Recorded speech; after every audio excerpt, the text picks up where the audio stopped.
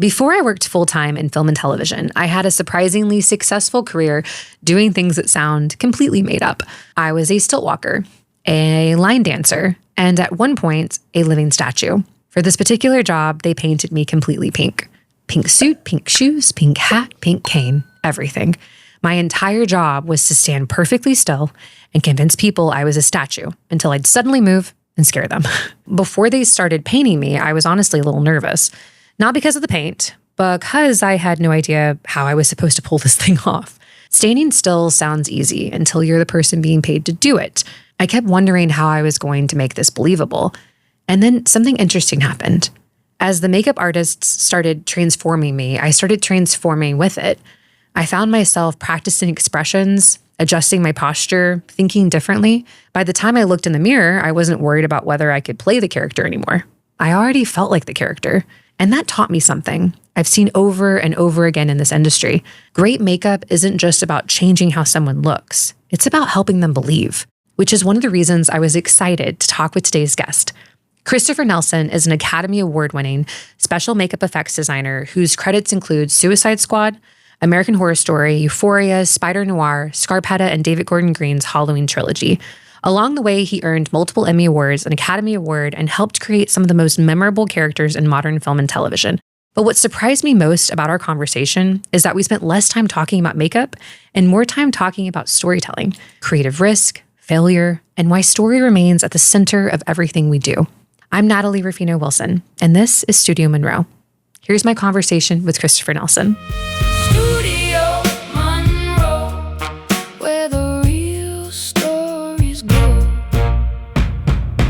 Okay, so thank you so much for coming on. Yeah, thanks for having me. I'm so excited to have you. But Chris, before we get into Spider Noir and Scarpetta and Halloween and all the famous stuff that you've done, my husband likes to ask a question to new people. And since we haven't met, I thought I'd ask you because I think it really helps you get to know somebody. Okay. So if you were stuck on a deserted island and you could only bring one movie with you to the end of time to watch, not one you've worked on, right? What would it be? That's a ridiculous question. Well, it's better than asking like, what's your favorite? Because that changes sometimes. Yeah, sure. It changes all the time. Yeah, exactly. I would say there's a toss-up between three right out of the gate. Okay, hit me. Can I give three? Absolutely. We can do whatever we want. Either, and you're going to go, really, dude? One is That Thing You Do. Okay. The Tom Hanks movie. Yeah. Is one of my favorite movies. Shawshank Redemption. Really, on a deserted island? Absolutely. It's a movie about hope. That is true. It's ultimately about hope, and he ends up on a Yeah. It's that one or John Carpenter's The Thing. Kyler's best friend loves The Thing. Yeah, I rewatched it. I have it all over me. When they start going kind of crazy. Yeah, The Thing is probably my favorite film. That makes sense. Yeah, actually. But not for the reasons you would think. Well, what's the reason? I think it's a masterpiece of John Carpenter storytelling and style. It's a masterpiece of expressing paranoia. It's a masterpiece of character development so efficiently. It's beautiful, Dean Cundey. There's so many reasons, and of course the special makeup effects are groundbreaking and amazing. Yeah. But that's not my number one reason, oddly. But but it's storytelling. Yeah. Yeah. No, I'm right. I'm a huge Brian De Palma fan. I don't know that he always does like story development as well, but I think he like has a visual story sense that a lot of I don't see in a lot of filmmakers. But the character development in The Thing is actually. It's crazy good. It's incredible. As soon as you meet the characters for the first time, you know exactly who they are. Why do you feel like it's missing today? Yeah. Why? I want to know. What do you think? Why do you think this? Laziness. I think they're focused too much on. Somebody asked me that I don't like a lot of modern cinema. Same. And I find that it's almost every movie I see is beautiful people that you don't like doing bad things to each other. Almost every movie I see is beautiful people Yeah. that you don't like doing bad things to each other. Like every movie. Okay, so that's really interesting. I did a job last week with what is it, Gen Z? Is that I guess, I don't know. those are the like 20 somethings? Sure. Is that right, Beck? Okay. So I'm a millennial. Okay. I'm Gen X, baby. Hell yeah, up top. Give it to me. So we talked about Obsession. Uh-huh. I don't know, have you watched it yet? Yeah, I just saw it the other day. And I said, I think that it is a technically good film. Like, I think he did a great job. He let actors act. It makes sense. But I really wasn't rooting for anybody. Well, I mean, the basic concept of it, right? Like, I got you. He's like, I can't talk to this girl. And then I make this wish. And now she's crazy about me. And now, like, what do I do? Right. Like, the broad strokes make sense. But I'm not really rooting for anybody. No. And I don't really know who anybody is. They're both obnoxious as hell. They're so obnoxious. So obnoxious. And everybody's obsessed with this. And I don't care. I don't care either. I don't care. And so I agree. And so, but this Gen Zer, a really good friend, and he's like 26, and he said, that's so interesting, because I said, they're just doing bad things to each other. Yeah. And he said something about like, it doesn't bother me. Like, I don't look at it that way. I don't need somebody to root for. And I wondered if there was a cross between too much ingestion of like content, and we're just passively watching people do things all the time, that we don't watch films and storytelling the same way. Yeah, I think it's definitely generational, for sure. I grew up on movies that made you feel something. Sadness, anger, fear, Joy. Yeah. Laughter. Like, it made you feel something. That was a good movie. The sign of a good movie was you felt something when you walked out. I agree. And I virtually feel nothing on most films that I see these days. Is it disappointing? Yeah, it's terribly disappointing. You worked on so many films that, I mean, your list is so long, I can't even go through it. It's kind of stupid. In like the best way, though. You have a in great, a good way, yeah. I'm very proud of it. I mean, you should be. They're all amazing. I think it's amazing. Like, I think it's like one of your first credits is Batman Begins. Batman Returns. It was Batman Returns. Yeah. Okay, but like that was in the 90s? That was I think we shot it in 90 or 91. Like, I love that you have that credit. Came out in 91, so 90. But you look at your like, roster of films that you've had, and it's like, oh, I felt some, like you have movies on your resume that I feel like I felt something watching. Right. Yeah. Which is it's so cool. Yeah. You know how cool you are? It's so funny because I get so down about my career often.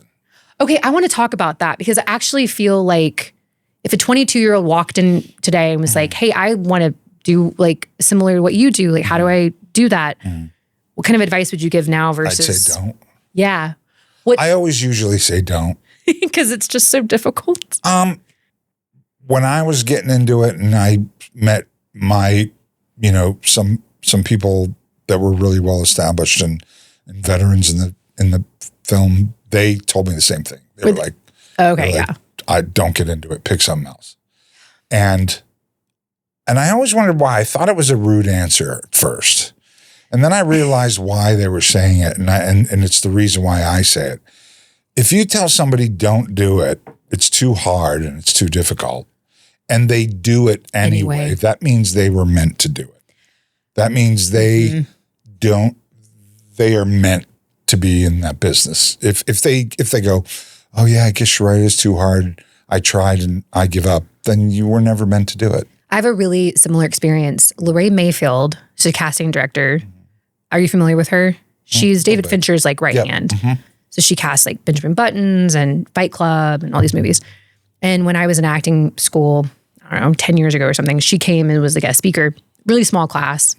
And, wonderful things that were said. A lot of learning moments for me.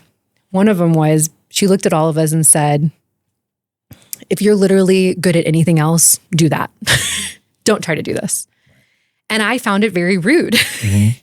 I got pissed off because I was just like, why would you tell us that? That's like, especially any students that were like in their mid-20s or something, and you're not 18, you live in Nashville, which she lives here. Okay. And it was some time afterwards, and I had another conversation with a mutual friend that knows her, and it clicked in the same way. Yeah. Because if you're not willing to put yourself through hell sometimes because it means that much to you, you really should do something else because you're not going to have fun doing it. Right. Like I love and you won't what I do. Reach levels that you could or should, like other people reach. Because, you know, so oftentimes, not to cut you off, but oftentimes go for it. you compare yourself in this business to other people so all the time. Often. It's a terrible thing to do and you shouldn't do it. No. But it's just natural, you know, you're like, oh, I want that, or I want that kind of thing. And you can never do that. But, you know, going back to the point, it's a tough business, man. And you gotta be tough. You gotta, I meet too many young people coming into this business now. They're just, and again, I don't want to sound like the curmudgeon old man here. No, I don't think you do. I probably agree with you. Gorilla that's, you know, I just, you got to have blinders and you got to love it. I find too often a lot of younger people in our business don't know film. They don't know film. Yeah. They don't know the films you're talking about. They don't study it. They don't worship it. I mean, film was my church since I've been 6 years old. Yeah. I mean, same. It's everything to me. And they don't know anything about it. They don't know anything about the people that make them, the people that work on them, the people that, you know, created them. It's fascinating to me. And it's more about a paycheck and being able to say that they have a cool job. Yeah. You know what I mean? Kyler and I talk about this a lot, how some like coming up directors and student filmmakers, it's like they don't want to make a film. They want to have made one. Yeah. They want to go and see their name on it. Yeah. They don't care about the process. Right. And it's really frustrating because I started off as an actor and then I started producing about 6 years ago, and I write and I like pseudo direct and things like that. But I'll get in situations with people who are like directing and they have no idea what they're doing. And I'm like, how are you in? There are so many people that are so good and they understand the craft. Like they actually know who Buster Keaton is or something. And, you know, you're in this position and I feel like you're doing it because you want the behind the scenes photos. Right. Not because you are so excited about that audience watching this thing for the first time or creating something and creating out of it. nothing Yeah. That makes people feel something. Totally. You know? And the other thing about having a huge knowledge of film and knowing everybody in it and history and everything, it makes you a better artist, A, and B, a good example is like I worked on American Horror Story and for a few seasons, and Ryan Murphy would always reference obscure horror movies. That's cool. He'd go, I kind of want it to look like this, and I want a little Last House on the Left with a little bit of, you know, I Spit on Your Grave and a little, you know, he would throw these things out. And most people on set, not everyone, but most didn't know what he was referencing. And I would talk to him and I go, oh, okay, I know what you want. Like you have a shorthand and a shortcut. And if you have that knowledge and you're talking to a producer and you're talking to a director and they're trying to articulate their vision and what they kind of want, most people go, did you ever see that movie, blah, blah, blah? I kind of want it to look like that. And you have to be able to go, oh, okay, I know what you want. Yeah. And then translate that to give them what they want, to help them tell their story. Like totally makes sense. That's the reason why you should know all about that stuff. I agree. I had an acting agent tell me this a long time ago. She's like, you know, if you go to auditions, you should know some basics. You know, somebody says they like Fight Club or whatever, Lucille Ball. I love Lucille Ball. It's like my mentor growing up. But I think of it as like lenses, talking to a director, talking to a DP. You know, hey, I'm thinking like maybe a 35, like just kind of basic so that the DP can then paint it with light and make that frame look pretty. So the DP is not becoming the director in that moment. Right. You know what I mean? Yeah. I can only imagine for your role. So actually talk to me about this because, okay, I have done almost every... Can't wait to hear. I'm on the edge of my seat. Yes, that's right. In edge of your seat. I have done almost every department on set. Acting, obviously, started out. PA, I've held the boom. I key gripped a movie. Wow. I've worked in art, props assist, props master. I've done a lot of things. Right. I have gotten by without putting one single drop of makeup on anybody. Okay. I don't really understand your role. All right. Well, Tell me see you later. I mean, I think I understand. Like, I know on Scarpetta in season 1, Kyler was showing me like some of the behind the scenes photos of some of the like corpses and stuff that you had painted, and told me about how like actors would get these 3D like out in LA, and then they bring it back to you, and you would, you know, essentially like paint it and make it whatever it is. But I know it's so much more than that. Yeah. And it feels like it could get really complicated. Like, very complicated. because it's not just somebody's face, but it could be somebody's face, or it's prosthetics, or it's something that's just like a set piece. So like, can you walk me through, for my cluelessness, but also somebody listening, kind of just like, what is your department? What are the kind of, how does it run? Well, where do I begin? Bullet points is fine. Okay. I do what's called special makeup effects. I don't make people look good. I'm not the lipstick, mascara. You didn't do my look today. No, I don't. That's not what I do. Yeah. I do special makeup effects, and what that entails is it's a wide range of stuff. When you go to the movies and you see an alien or an actor who gets aged Right. and becomes old, or a zombie, or a vampire, or a werewolf, you know, I mean, I could go on and on and on about this stuff. Or a dead body, or, you know, somebody gets their head cut off, or someone gets their throat sliced, or somebody's arm turns into a robot arm, or something, you know, superhero stuff, a lot of superhero stuff. Usually that falls under me. Okay. If it's glued to, if you're changing someone's face and changing their look, could be turning them into a completely different character, a nose, a fat makeup. It's such a wide variety of stuff, and you're basically creating characters. Yeah, and you're helping.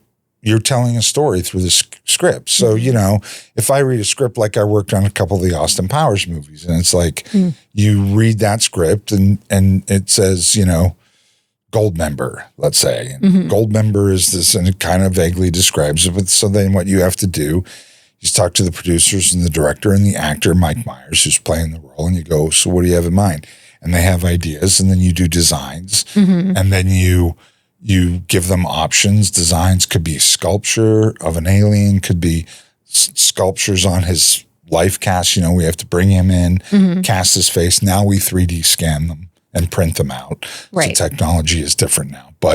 And then we create different looks, and then they look at them and they go, I don't like this one, but I like the nose on this one, and the forehead on this one, and maybe the chin on this one. Can we see that one? And then so you put all those things together, and then they go, okay, I like that. Maybe the nose is a little too big, take it down. And there's a process. Yeah. And so you're constantly changing and constantly evolving and refining it.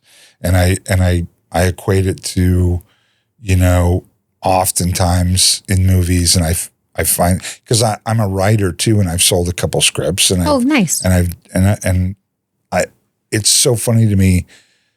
I often equate it to, you make a stew, like I make something. You tell me you want a stew, and you want this in it and that in it, and I want lamb in it, and I want pepper, and I want this, and I take it and I do it and I taste it, and it tastes really great, and I give it to you, and you go, yeah, this tastes really great, but could you put a tire in it, a football helmet, some cottage cheese, and they give you all these bad ingredients, but you still have to make it taste good. Yeah. You have to give them what they want, but you have to be able to change things and create something that's palpable for people. And there's a lot of different reasons why we make the decisions we do on looks of characters and things. I got way off topic. No, that's great. But it's so we go through the process of working with actors really closely, creating characters.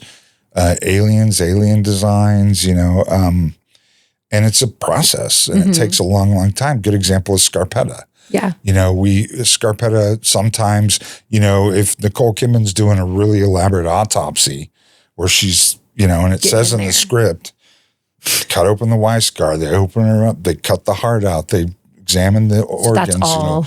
It's all fake. So then we know. Obviously. Hopefully it's fake. It's fake. So we make a full hyper-realistic body that you can autopsy from the inside out. Right.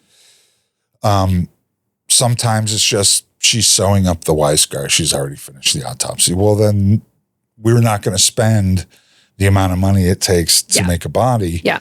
We're going to do a prosthetic that has a thing under it that you could sew on camera.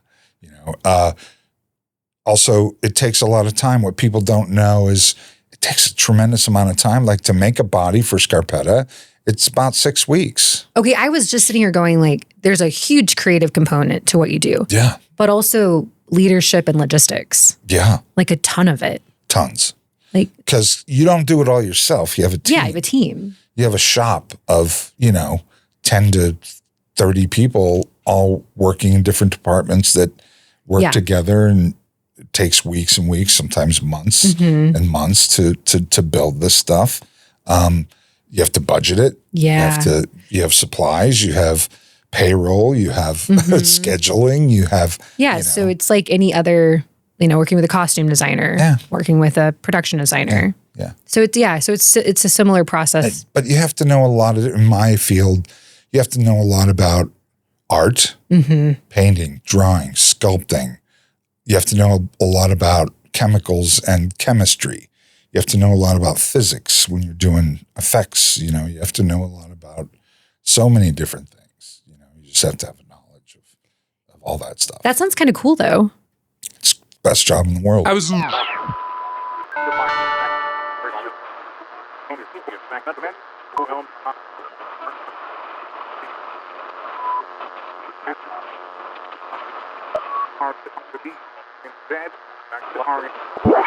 going to say, like, it's a great combination of, because like working in the art department for as long as I did, I could see the weight of it because you're having to bring in, an empty room and have to dress and blah, blah. And like, I can see like the crew getting kind of exhausted and things changing real time. Yeah.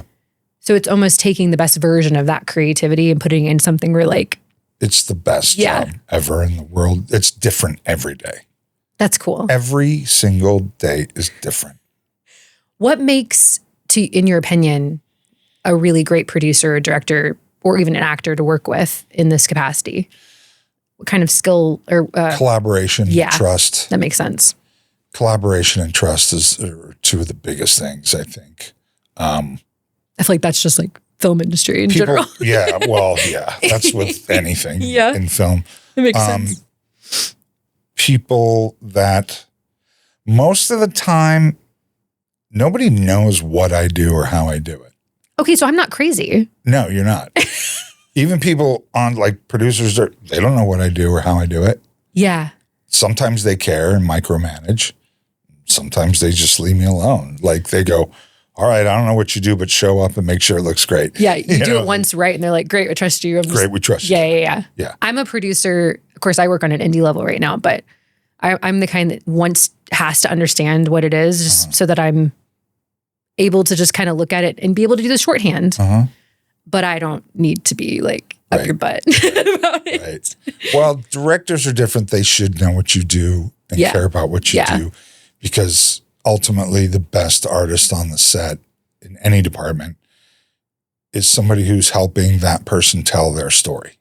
Yeah. I'm helping you tell your story. It should be a group collaborative effort that, okay, my part of telling this story is this. Yeah. And you should know everybody else's department and how they're contributing to tell the ultimate story, which is incredibly lacking these days on set. Like it's people don't care what story you're telling. I read the scripts and I know, and I go, well, if this character is this, then they wouldn't look like this. They'd look like that, you contribute. But that comes in time and experience and like I've been doing this long enough where I can go in and go, I don't like that. I'm not doing that. But I'll give you this. I'll give you an alternative, and this is what I think. Or That's if they great. come to me and they go, can you give me this? And I can't do it. I go, well, I can't do that, but I can give you this. I'll give you an alternative. And that makes a good artist, and that makes a good crew person, is when, even if you can't give them something, at least give them an alternative. I think that's lacking in general in society. Sure. Because, Kyler and I find we go to a restaurant or something. It's like, hey, can you get this thing? Or like, I don't know. Right. And you're like, well, could you go find out? Right. I mean, when I was in my 20s waiting tables or something, I'd be like, I don't know. Let me find out for you. That's like not an automatic response these days. No. Which is crazy to me. Yeah. I don't understand why it is that way.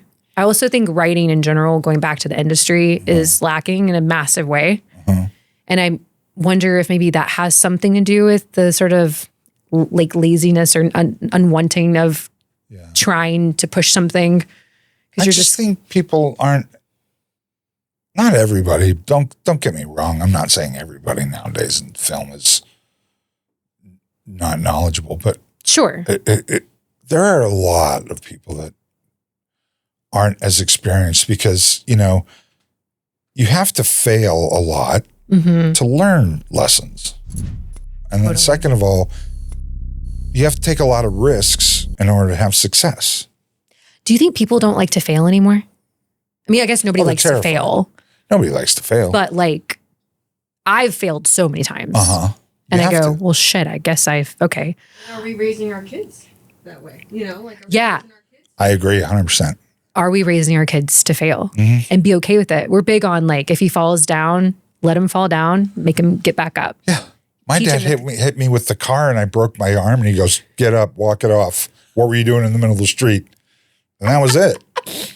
Seriously. Then it was like, all right, I guess I'll take you to hospital. Yeah.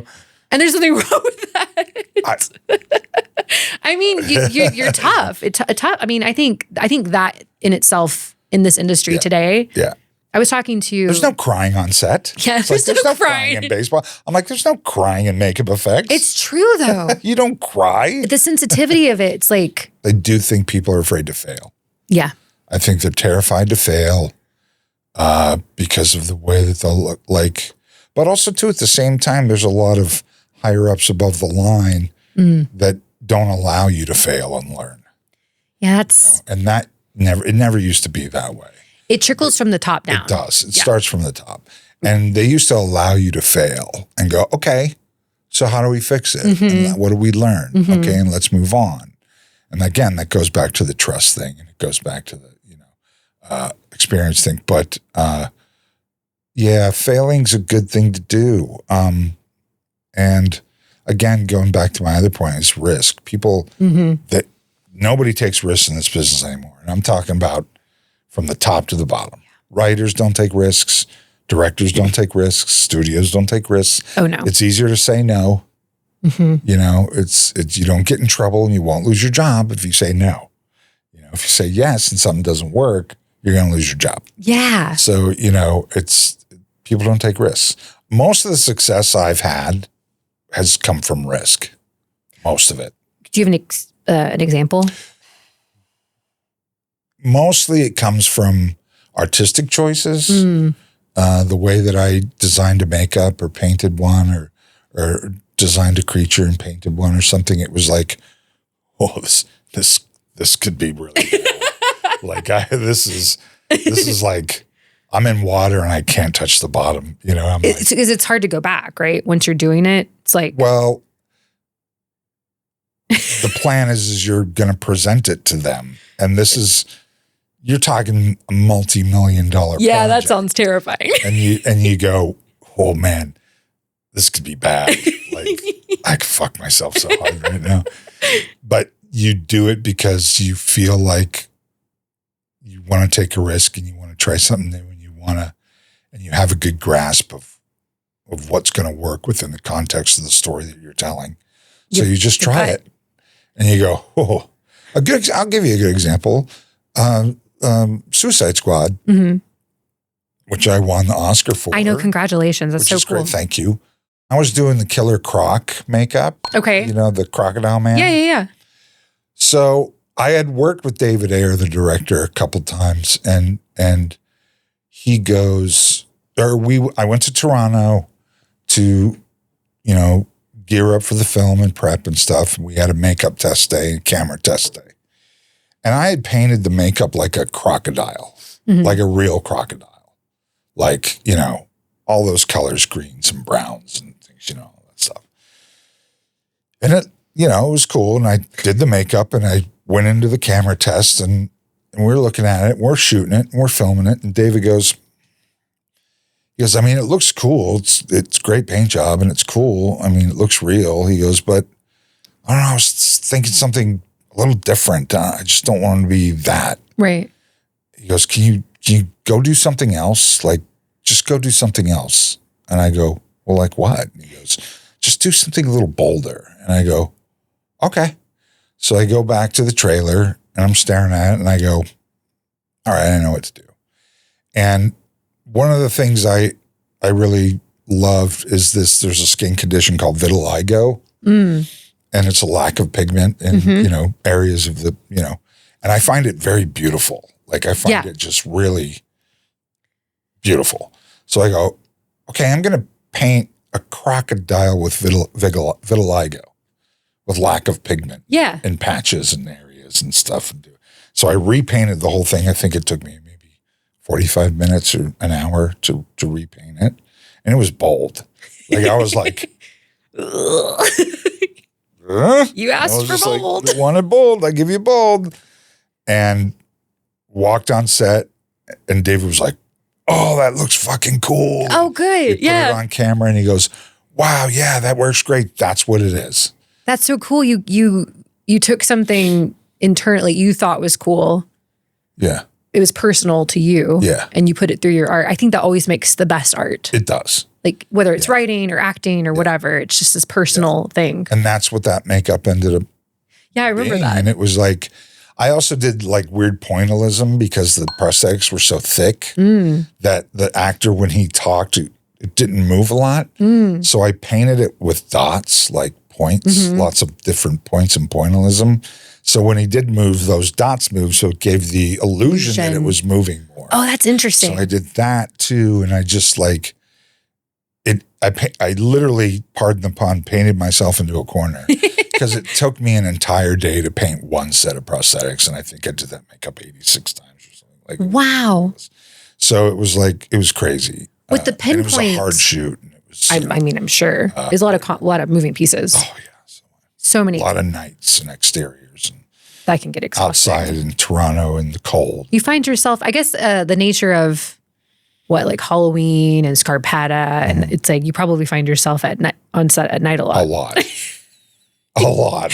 I guess it would be like one con. It's like, you want to do this? Yeah. Do you like nights? Yeah. Also, too, the other thing about my job is I'm there 4 hours before everybody. Yeah. Doing makeups. And then I shoot 12 hours, and then I'm there an hour after. You know, my days are long. I just told Kyler a couple of days ago, we're talking about Anna Williams, and I love her. She used to do my hair and stuff, and then she got like super busy. Yeah. But she was talking about like how long she'd been there, and like, God, that is one, like costumes and hair and makeup, I would never, because they get there so early. So early. And then they always in penalty because they, you know, wherever the actor goes. I have a question. So I'm curious, sometimes like when I'm auditioning for something or I book something, I feel good about it. It isn't until I put the costume on or get my makeup on where I start to really feel, oh, okay, I'm finding something new with the way I'm walking or whatever. Have you seen that happen with actors, like in the chairs, like as they're starting, they kind of... Oh God, yeah. Yeah? Yeah, it's great. Again, going back to Austin Powers, Mike Myers was the epitome of that. Cool. Like he becomes the character as the makeup develops on him. As you're gluing it down and you start painting it, then he slips into the voice. That's cool. And then he slips into the mannerisms. Yeah. And he just becomes that guy. That's neat. And that's the most satisfying thing. Is like, I bet, is to contribute the look of a character, that the actor becomes. Yeah. That's the whole point of my job. I mean, that's so cool. That's the whole point. You do have a cool job. It's great. I keep telling people it's awesome. Don't do it. Don't do it. On that same note, though, have you ever, because like I can get claustrophobic. Uh-huh. Do you ever have actors come in and they're like, you almost turn into sort of like a nurturing. Absolutely. You have to like calm them down. Yes. You're very much a psychiatrist, and you're very much you have to take care of people. Yeah. Because again, they don't know what you do. Yeah. They don't know what you're They're just doing. trusting you. They trust that you're gluing Something that will come off. prosthetics that will come off Yeah. or not hurt their skin or not burn them or Right. not have an allergic reaction or not, hurt them or, again, claustrophobic. I've done a big elaborate makeups on actors that were claustrophobic. Didn't want to be encased in rubber and contact lenses and it dentures. sounds And a lot. It's a lot. Yeah. And so you have to, every time I do a makeup, big or small, actor sits down, whether they're an A-lister or an extra or whatever, I go, okay, this is what's going to happen. I'm going to clean your face. I'm using a medical adhesive that is really safe for the skin. Don't worry about it. Blah, blah, blah. I've been doing this a long time, yada, yada. I'm going to glue the prosthetic down. I'm going to blend it off with this. I'm going to use this product. I walk them through it. That's great. And I go, this is what's going to happen. So there's no surprises. Yeah. And they go, okay, that helps. And then I go, okay, and if at any time you want me to stop, you want to get up, go to the bathroom, you need some water, you want to go outside for air, just let me know. It's all good. Even though I may be under the gun time-wise, and I have a guy like Kyler coming in the trailer going, how much longer? It's okay because my first and foremost, thing is taking care of the actor. You have a really calming presence. Oh, thank you. Your voice and everything, it's very like, do you want to do like, put me to sleep on like one of those like nighttime meditations? It's a bedside manner that, that you have to develop over time too. That's another thing that they don't teach in acting schools or makeup schools, or they should teach set etiquette.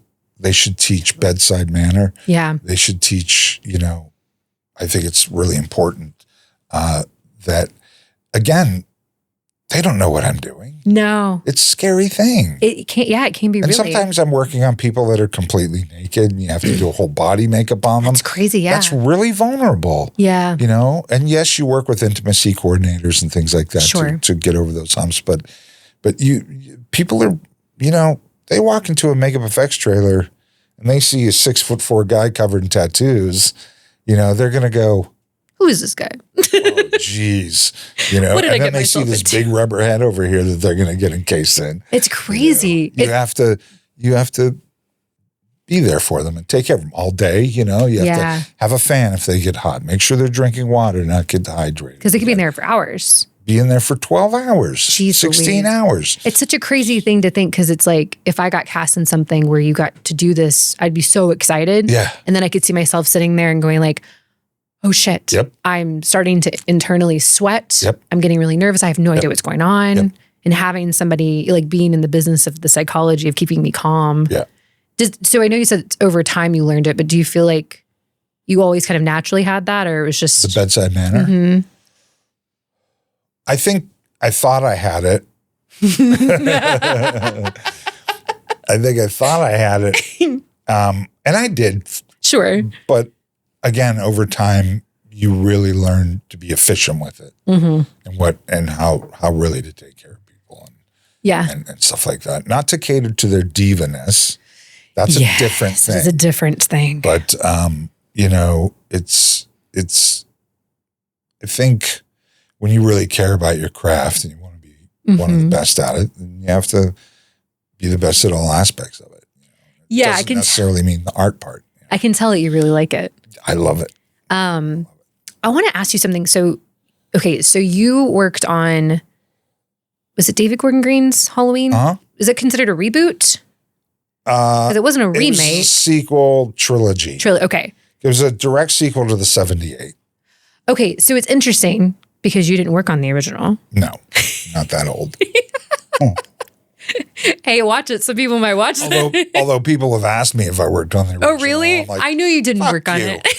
Oh, sorry. Can I say that? Yeah, you can say that. Okay. Yeah, no. So, but it's an interesting theory to me because you took sort of Michael Myers. So I'm a huge horror fan. Okay. I'm a Scream girl though. Okay. I like Halloween a lot, but I just kind of grew into the Wes Craven. Yeah, that's your Wes Craven's like that's your so age great. range. Yeah. And so, but like Michael Myers, the character always fascinated me. Uh-huh.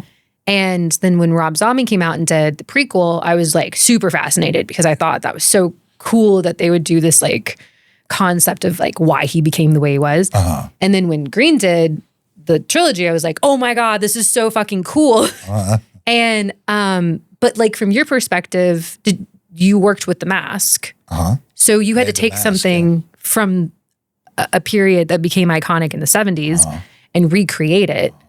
Was that challenging or like intimidating? You know what? I should have been intimidated, but I'm too much of an idiot. Like You just didn't know any better. I didn't know any better to be intimidated. I'm a huge Halloween fan. Like the original. Yeah. Oh, the originals are Well, great. the first three actually I love, but Yeah. H2O, it goes into a whole different category. but Halloween changed my life. Okay. Before I got the job to do the new Halloweens, I kind of had to be vetted. Like I had to talk to David. I had talked to Malika Akkad, who owns Halloween. I had to talk to Miramax. I had to talk to, to Blumhouse. And they all kind of, I had all these interviews and I felt like they were all kind of going, how much does this guy know about Halloween? How much does he love it? Because they really wanted people on the crew to really love that. Sure. That legacy. Yeah. And I'm like, oh, you're talking to the right guy. I'm like, I know everything. I used to read novelizations of Halloween and do book reports on them in school. Really? Like that's how lame I am. That's cool though. Yeah, it was cool. I got away with it. I don't know how. So when I got the job, I approached making them. Was it intimidating? Sure, because The Mask had gone so far away from what it was in a lot of those sequels, like so far away. Mm-hmm. And I knew that Halloween fans, Like yourself. like myself, were going to go, they better get this mask right. Because without the mask, it doesn't work. Totally. It doesn't. Yeah. And I was like, I thought about that for a minute. And then I went, no, I'm going to approach this like a fan. Oh, cool. I'm a fan. You are a fan. As a fan, what do I want to see? Yeah. And so that really took the pressure off. Oh, that makes it fun. Yeah. And it made it fun. And I was like, You probably do your best work when you're having fun. yeah. Yeah. Yeah. When you're just going, and be a fan. And so I approached it like a fan. Uh-huh. And I think I thought we were going to go through version after version after version after version. We did 2 versions. Really? We did one. It was a little too weathered, a little too far gone. We did a second version, and that was the one. So, because it's been a second since I watched it, he's in the mental institution, a mental hospital, and then he kills everybody, and then he finds it, and then he puts it on. In the first one, is that no? That's is not that wrong? How it goes. Okay, tell me how I'm wrong. I'm way off. I said I was a Scream. I'm a Scream girl. No, yeah. This picks up 40 years later, and he's in the mental institution. Got that right. And these 2 podcasters. Oh no! True crime podcasters. Okay, I'm not doing for true crime. True crime podcasters who are researching the story of Michael Myers and Laurie Strode. And Okay, stuff. yeah. Go to visit him in the mental institution. And that's right. They have the mask. That's right. And they show it to him. Mm-hmm. And then he breaks out, follows them, and kills them and gets the mask back. And goes back to Haddonfield. There is an iconic moment though, right? Of him like, yeah. Okay, I just takes remember. it out of the trunk and he puts it on. Yeah, I just remember the putting it on and me feeling kind of like, oh, hell yeah, we're about to do this. That was the moment. Like, that was the moment. I bet that was cool. Oh, so cool. And now so you do all this prep work and then do you ever go to set? I'm all the on time, set. always on set. Always Okay. go to set. So you're on there like just watching the monitor, making sure. Yep. And you're representing the whole department, or do you have some of your people with you? I'm the department head. I have people. Yeah, sure. I didn't think you did it by yourself. Yeah, but I'm the department head, so I run the department. Right. And I deal with the directors and producers and the budgets and all that stuff. And then you're sitting there watching. So you watched that. Was that so fun to watch your work on amazing. Halloween? Well, we had already I flew to where did we shoot that one? Charleston. Oh, that's right. And they were prepping. I remember that because I had a commercial shoot and you guys were still hiring. I was like, oh, they're going to do another one? Really? Yeah, I was so excited. So we were in Charleston. I flew to Charleston to start prepping for the film and start getting set up and ready to shoot. And I had the mask in this bag and no one had seen it yet. I mean, they'd seen pictures of the sculpture and the finished paint job stuff. Yeah. But no one had seen the mask really yet. So I showed up and they were rehearsing this the first day at this one location. And it was David Gore Green and Danny McBride and a few of the other producers. And I got to set and they were like, all right, let's see. Because this was the moment if we were going to know if it was going to work or not. This was that. Like if we put the mask on and it wasn't going to work, we were fucked. Yeah. Yeah. So that's the day I was nervous. And then James Jude Courtney, who played Michael Myers in the trilogy, came in. We went into this one house and I put the mask on and we popped the collar on his jumpsuit and everyone just kind of, there was like a collective sigh, but also too like tears came to my eyes. Oh, really? Yeah. And David too. Oh, that's so cool. Like we both looked at each other and we got goosebumps and we were like, we fucking did it. That's like, so cool. I think we did it. That moment where you get to see something working that you've been prepping forever and that moment of all coming together. I've had that feeling. Yeah. It's overwhelming. It's overwhelming. Yeah. That's the magic of it. Yeah. This is my first baby coming, but I imagine it's going to be a very similar feeling of going like, I helped make this thing happen and it's actually coming to life and I'm feeling very like in awe. The magic of that day is going to be the most monumental thing in your life. That's so cool. Yeah. But that's what it felt like. Those are the moments you're chasing. Yeah. In movies, you're in television, you're chasing those moments that you have that magical thing. And the only way to get those moments is to be really good at your job and work well with others and be collaborative. And, you know what I mean? Like, absolutely. I know that all sounds pretty stereotypical, but no, I think it's true. I mean, I guess, it's easy to say, but you never know if the job that you're saying yes to is going to provide that feeling or not. Know. Yeah. Like you can only hope. Sure. Or maybe it's not even in your head. You're just like, oh yeah, it makes sense. I'm available. This sounds cool. I want to do it, or the price is right or whatever. Yeah. And then it happens. Never know. Yeah. You don't know. No, you really don't know. You have no idea where your career's going. You're just navigating in the dark most of the time. Does it feel right? You have no idea. That's why I guess it changes a little more when you get older. When you're young, you'll do anything, and you should. But as time goes on, you get more experience. You start going, your priorities change for what you want to work on. Like you go, I want to work with good people who are creative. It should still be fun and still be challenging. And so, you know what I mean? Like it's hard 100%. to find that balance. Someone told me a while ago, it's like the best advice I feel like I ever got in this industry. Time is the only currency that matters. Because you can always make more money. But you can't make more time. Right. And so you've worked with a lot of the same people over the years. And I think for me, if I'm not sure about a project, I look at who's attached to it. Right.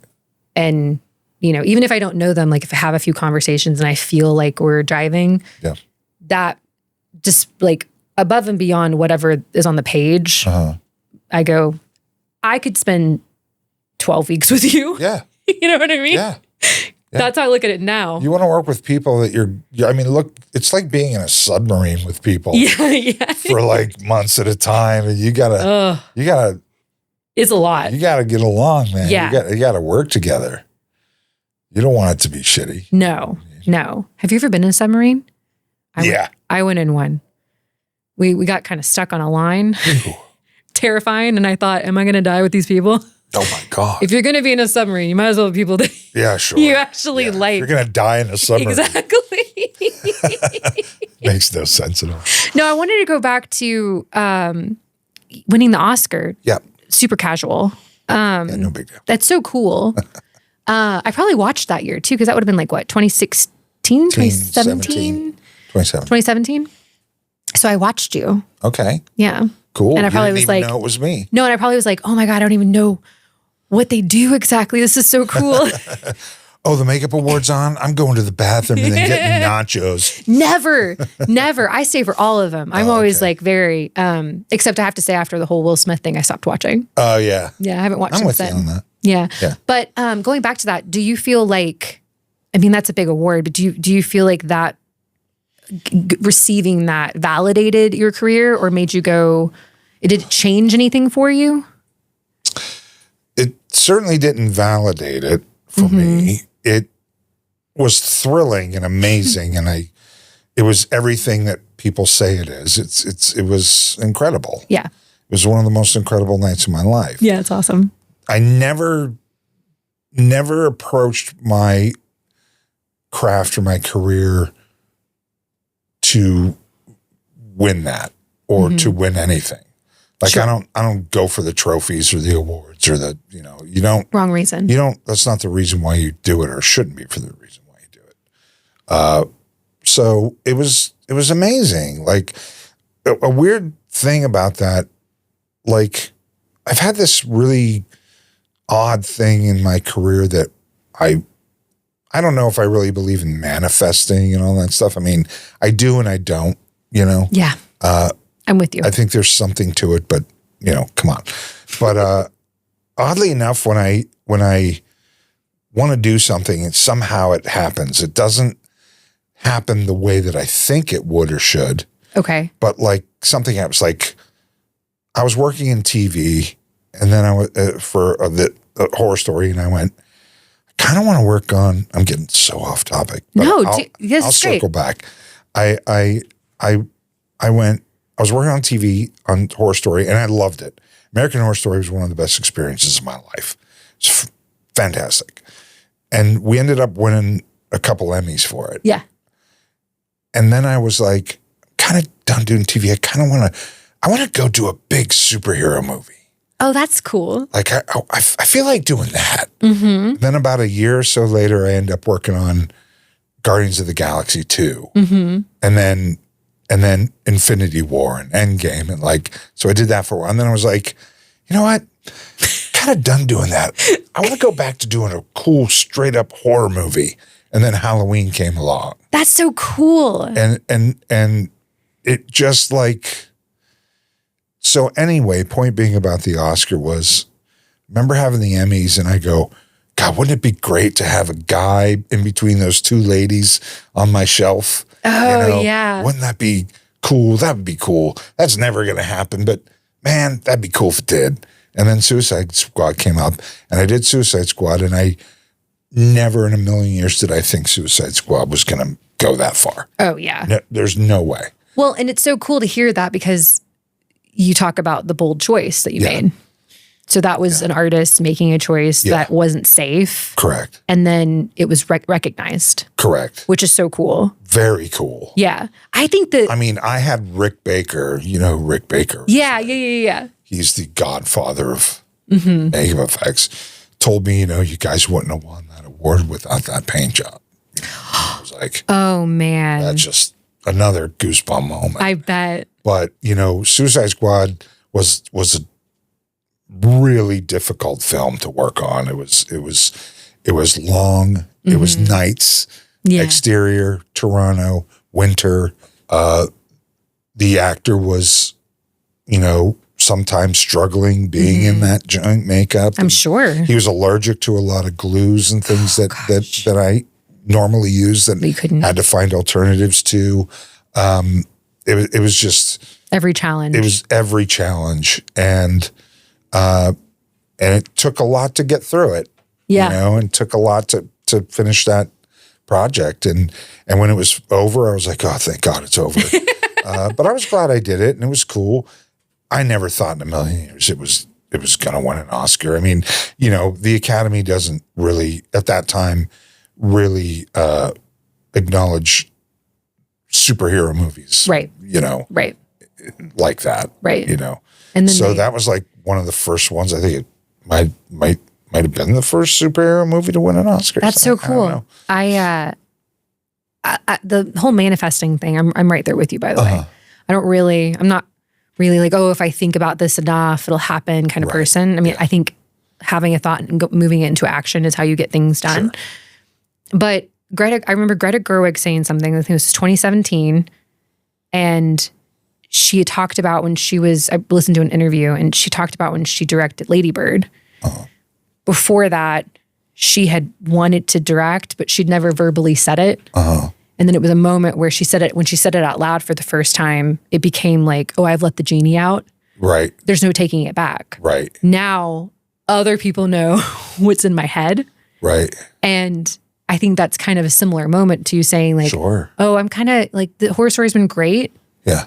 But kind of want to like do this really big thing and just putting it out there. People don't know what you want until you tell them. Dude, that is so true. They don't know what you want. You're never going to get what you want until you tell someone what you want. I'm still in the middle of learning that. Yeah. Yeah, totally. Just because you want something and doesn't mean you can sit around and wait for someone to give you that opportunity or open the door to the room that gives you what you want. You have to go, this is what I want. You have to be verbal about it, be active about it, and you have to also be confident but not arrogant. It's a balancing act. That's the difference. Yeah. And especially in this business, you also have to learn how to walk the line of art and commerce. You know what I mean? There's like an artist, but you also have to make money, you know? And you have to know what kind of art makes money, and, you know? So if that makes any sense. No, it makes a ton of sense. You have to tell people what you want. Otherwise, you're never going to get it. I know. I struggle with that sometimes because what I want sometimes feels so far from what seems capable. Sure. And so I'm like, well, at least I'm in the industry. At least I'm working. I'm doing, this thing. I fell into producing. Yeah. And I'm good at it. And what I like about it is I get a little bit of aspect of like the creative side. I'm helping with the writing and problems that happen there. But also it's a people job. Right. Not just pushing money, numbers around. Sure. Because an accountant can do that. And I'm not an accountant. Right. And so, but I think for me, having done a lot of roles, it's important for me to understand what you do so that I can understand how to properly allocate money to that. And it's so interesting talking to a gaffer or they're like, oh, it's a night scene, director really wants blah, blah. And I start to learn, I'm like, oh, that's cool. I want to direct a night scene. You know what I mean? Like, it's just kind of this thing that comes up. And then you do it and you're like, oh, I don't want to do that again. I don't know. I mean, I'm always like amazed by it though. This is kind of off topic, but I'm a Mike Flanagan fan. He did Hush. I don't know if you ever saw it. Great setup. Probably. She's an author. She's deaf and mute. She goes into a cabin to write her, second book or something. And there's this killer in the woods. So it's like a one location horror film. I think they did it for like $1 million, 1.2. But the night work looks great. Because how sometimes night work looks like blue. Yeah. And you're like, the moon's not blue. Right. Yeah. But I saw some behind the scenes. I was like, damn, it's clicking. All these cogs. Anyway, I had a question about AI. It's not going anywhere. Has it, I know you talked about 3D printing and things like that have kind of, your department has sort of evolved with the use of technology. Yeah, sure. What are your feelings about that? Is it making it more efficient so you can be more creative or? I personally don't use AI in my job. Yeah. I know people that do. For mock-ups and stuff? Or for designing and mock-ups and stuff. And also too, I've seen some AI creatures and makeups in projects and stuff that I feel you. It's I think art, and it should come from an artist, and I think it should be, because it comes from heart, and it comes from knowledge, and it comes from wisdom, and it comes from, again, storytelling. And you know, there's so many little variables that AI isn't going to get that an artist can put into it, first of all. Yeah. Second of all, am I scared of AI? I get asked that a lot. Oh, interesting. I'm not. I look at it like this way. It's like, in my job, practical effects were king. You know what I mean? Mm-hmm. And then CGI came along. And everyone was scared of CGI, and it was like, oh, it's going to take over, and we're going to lose our jobs, and movies skewed towards using CGI monsters and CGI, a lot of CGI. You could tell, and there was a lull in our occupation. Yeah, there's a little lull there for a few years because everyone was like, this is it, we're doing it, this is the way it's going forever. And then audiences could tell. Yeah. And audiences were like, you know, for the first while it was cool. And you're like, oh, that's cool. We couldn't do that practically. And then, and then you kind of go, well, I know it's not there. And I know it's not present on set. And I know it's not in front. And audiences could tell. Yeah. So certain directors skewed back towards using practical. And then like any technology that people are afraid of, we learn to integrate it and use it to the best version of it. Right. Like we learn enhancing what you want to do. Yeah. Yeah. We learn it to enhance things and to fill gaps and to try things. And, you know, like we learn to live with it and how to utilize it as a tool instead of just swinging the pendulum from this side to this side. We learn how to integrate it and use it as a tool. And that's what CGI and practical effects have become, you know, it's a great marriage, and you see amazing things because of it. Yeah. So going back to the AI thing, I think, yes, the pendulum will swing and everybody's so about AI, and everybody's like going to use it, and they're going to try it, and they're going to, you know, everyone's afraid of it.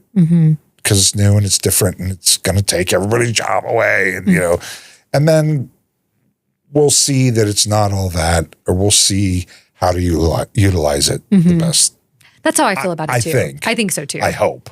Yeah, I think so too. I talked to somebody who works in that realm, and she said, I think it's going to be something that affects everybody for a little bit.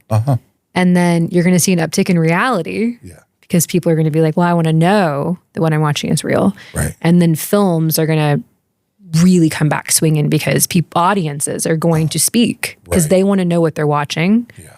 And I think for actors too, going like CG, I think it's probably really hard to sit in a green room.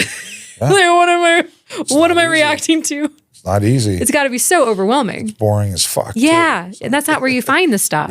That's because actors are looking for that magic. That's where all these things come together. Yeah, sure. Yeah, I was just curious because it's something that I feel like people want to know. The verdict's out with me yet. I'm not scared of it. Yeah. You know, I'm not as freaked out or into it as everybody is. Yeah, same. I'm just all right, let's just see what happens. Yeah. Keep doing my thing. Yeah. Okay, so you've got Spider Noir. A little bit. Yeah, I worked on that. Yeah, you worked on that, which I started watching. So what exactly did you do on? I didn't work on the whole season. Right. I helped develop a character and establish a character, the Sandman character. You helped.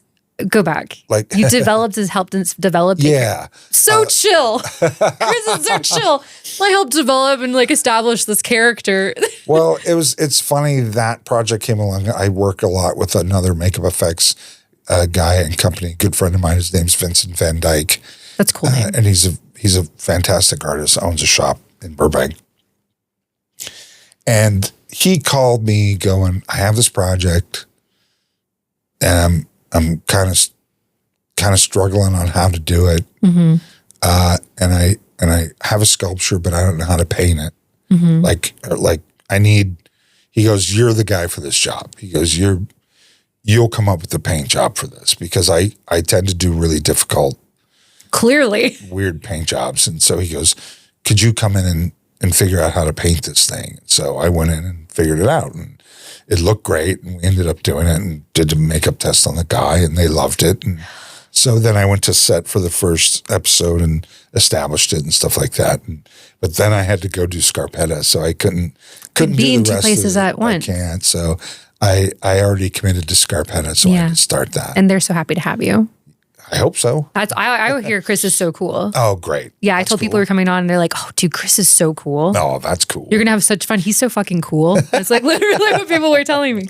That's so cool that you established something like that. Yeah. And then you had to go off and do another show. Yeah. Your job is really cool. It's the coolest job ever. So it's Spider Noir, and then you have Scarpetta, obviously. You're still in season 2. We're on And you did all of season 2. season 1. Did all season 1. Now we're doing season 2. We're almost done with that. I think we have 3 more weeks left. Yeah, a pink schedule just came out. Yeah, I just saw it. Today. Yeah, they extended me to the 6th. I was leaving the 3rd. Now I got to leave the 6th. Jeremy Gold. And then you put in that you have a script that you're developing. Yeah, David Gordon Green optioned a script that I wrote. Congratulations. Thank you. That's so cool. And he's going out to get financing for it right now. Nice. And I'm excited. Can you say anything like genre or anything about It's it? a romantic comedy. There's no makeup effects in it at all. Because you want to know why? I love romantic comedies. I love them too. I'm an idiot for them. Okay. Not all of them, I bet it's good but because like a good one. I don't care who hears me. I just did this whole rant on Instagram about there's a Netflix movie called Office Romance. It stars J-Lo and the guy from Ted Lasso, Goldstein, who I think is great. Right. Brett Goldstein, who I think is great. But the movie's boring. It's so boring. And it's for all the reasons that you mentioned at the beginning of this interview. The character development is whack. Yeah. Like they reveal way too much at the top. Yeah. And I'm like, what is happening? And I watched until about 25 minutes in, and I started wondering, did Netflix put their little fingers into it doing the second screening viewing thing where they're like, oh, we should repeat things and make it easy for them? It just watered down the entire piece of what I thought. And I'm like, man, the rom-coms like Reiner used to do and they're dead. that era was like, I mean, people love Comedies it. in general are it felt like a dying breed a little bit. Yeah. And that was king for so long. Yeah. But like a rom-com, like When Harry Met Sally or God, any of them. I mean, even just like, would Breakfast Club considered a rom-com? No. Just a comedy? That's coming of age. Coming of age. Okay. Say. But yeah, I mean, I love that era. Yeah.